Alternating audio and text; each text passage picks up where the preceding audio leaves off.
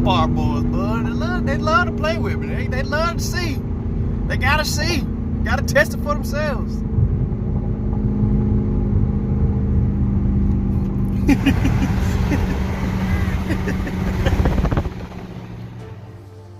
What is going on, TubeU? Welcome back to the channel, ladies and gents.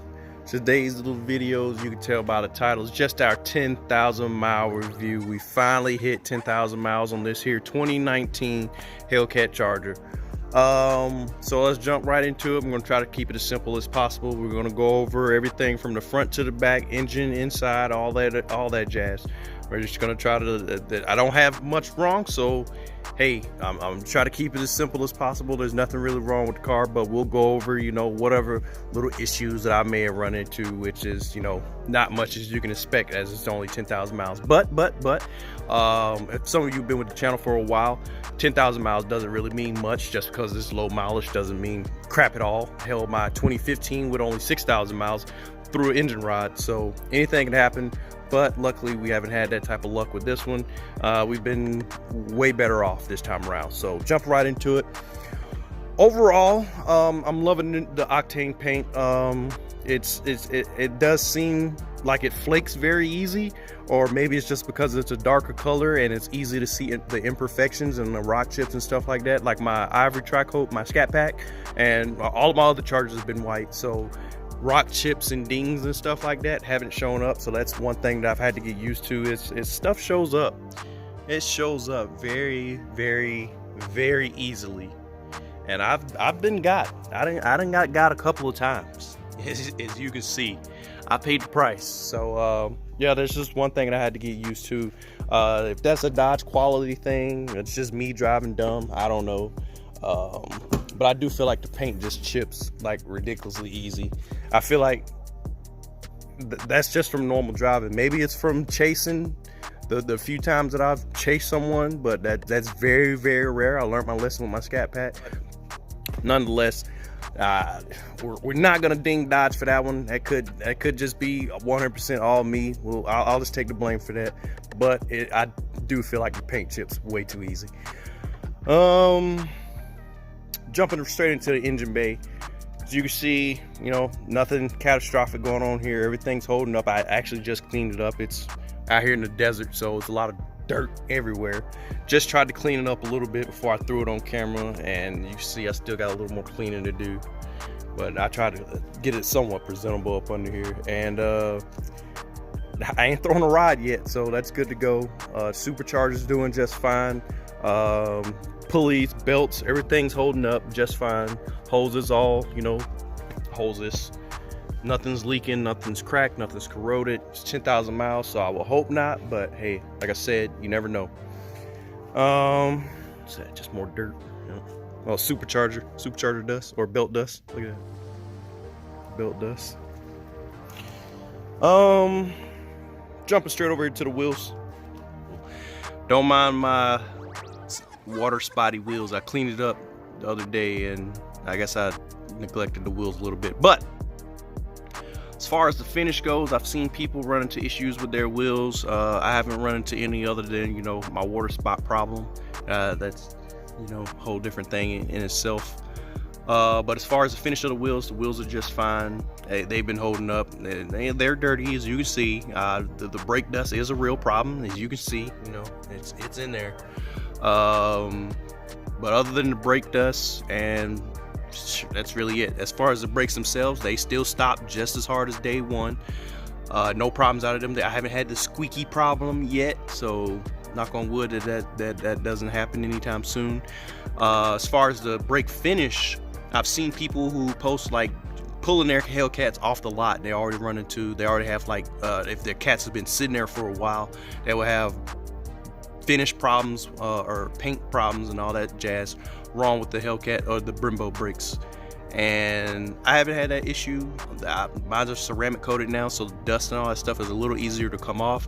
And as long as I take care of it, I don't see why I should run an issue. I never ran into that issue with my scat pack, so I don't think I should run into it here. The only issue that I do have is my fault yet again, was I was putting my drag pack on and I ended up chipping the paint right here. So that probably could, you know, run into a bigger issue later down the road. But That's 100% my fault, nothing on Dodge.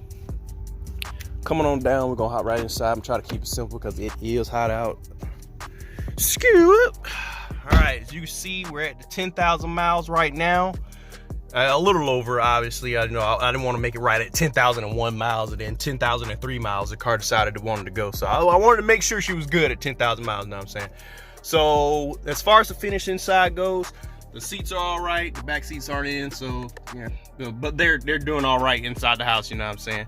Leather armrests and all that stuff needs a little cleaned up, you know what I'm saying? It's a little dusty. I don't really drive her that often. As you can see, she sits a lot. Dust everywhere, Jesus.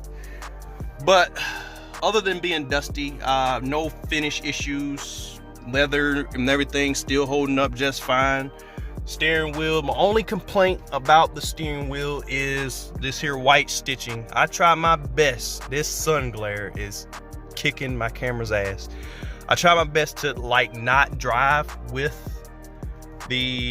while touching the stitching. When I drive, I try to keep my hands on the outside, you know, as much as possible. I try to keep it like right here, so I'm staying away from the stitching as much as possible to keep my oily little hands and fingers and stuff from gucking up the white stitching. But it doesn't seem to be working. As you can see, like right here, it's already starting to change a little bit. So that's only 10,000 miles. I'm not going to want to see this once it's, you know, 30, 40,000 miles later.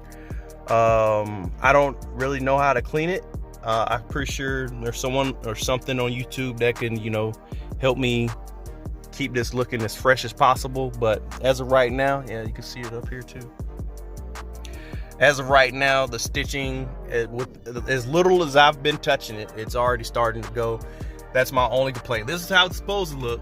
You know, nice, white, and bright, because I don't touch that. But the little bit that I do touch, it's already starting to turn. And oh well, I guess, you know, you touch it, it's gonna wear over time. It's just the way it is. You drive it, it's gonna happen. As far as the infotainment center goes, no real issues with that yet, other than actually, I'm not gonna turn it on. But if you guys go back and look through a couple of my videos, whenever I would throw the drag pack on, once again, not focusing. I don't know why it's doing that. Why are you doing that? That sun, that glare, is just kicking my ass. If I throw the drag pack on, because it doesn't have tire pressure sensors, it will, you know, flag and throw up a little 2 here, and then have little red marks with dashes, you know, saying that you don't have tire pressure in the rear. But for some reason, the system would glitch out and it would show the rear tires in the front and the fronts are in the back. So I would have tire pressure in the back when the drag pack was in the back, you know what I'm saying? That happened with my scat pack as well. I don't know, it's just a system glitch. So that leads me to wonder if it's doing that often, and from a 2016 to a 2019, it was still having that same issue. Then how accurate are those numbers really? Like, could I, even with all 4 OEM tires up there, are those actually the right numbers? You know what I'm saying? So if it's messing up bad enough to put the wrong tires in a complete wrong location, then how accurate can it honestly be? That's really my only gripe about the dash cluster.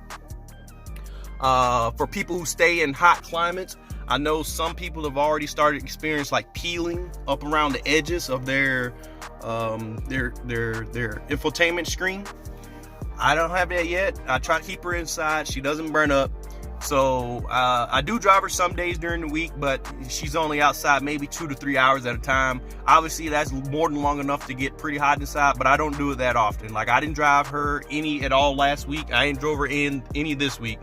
But Dayla's over there, she catches the beating all the time. So I shouldn't run into that problem as long as I, you know, keep her out of the direct sunlight and from burning the freak up.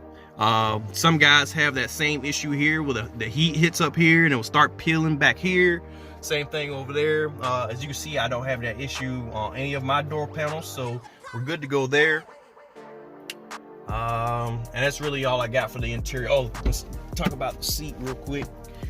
As you guys remember from like 2015 model years, back their leather supplier, I guess they had to change them because, you know, you would get that little baggy pregnant woman pouch, you know what I'm saying? You would get that right here, and you can see I got like a little baggy here, but it isn't near as bad. It doesn't have all the wrinkles and the crazy stuff like this. This is what I see as acceptable and normal, and what I was seeing on 2015 cars, not so acceptable and normal. Like it was bad, like straight up like a little pouch, like a literal pouch of just leather, saggy leather right here.